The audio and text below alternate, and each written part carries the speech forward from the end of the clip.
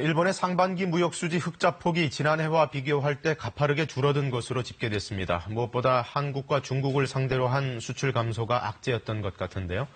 그런 상황 속에서도 이번에 수출 규제를 또 감행하고 나섰으니 현지 업계에는 표정이 밝을 수가 없습니다. 보도에 박에스터 기자입니다. 일본 정부가 한국에 대한 수출 규제에 나서기 전인 지난 상반기, 일본의 수출엔 이미 경고등이 켜졌습니다. 무역 수지 흑자 규모가 지난해 상반기보다 무려 87.4%, 1조 5천억 엔 넘게 급감해 2,200억 엔대로 쪼그라들었습니다. 수입도 줄었지만 수출이 훨씬 더 급격하게 감소한 결과입니다.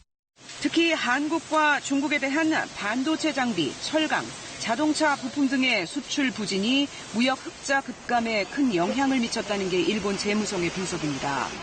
이런 상반기 무역 성적표는 한국에 대한 수출 규제를 강행한 일본 정부에 큰 고민과 부담을 안기게 됐습니다. 안 그래도 수출에 이렇게 경고등이 켜진 상황에서 한국에 대한 수출 규제의 영향이 본격화하면 일본 수출업체들의 어려움이 더 커질 수밖에 없기 때문입니다. 当社だけでないいろんな会社が半導体の関係の会社がですね関係してきますので、その影響によっては業績にも影響はある可能性はもちろんある。 다만 상반기엔 외국인 관광객이 늘어 일본의 서비스 수지가 반기 기준으로 처음 흑자를 기록했습니다. 하지만 이 또한 하반기까지 이어지기를 기대하기는 어려운 상황입니다. 관광객 4명 가운데 1명이 한국인이었던 상황에서 한국인 관광객이 급감하고 있기 때문입니다.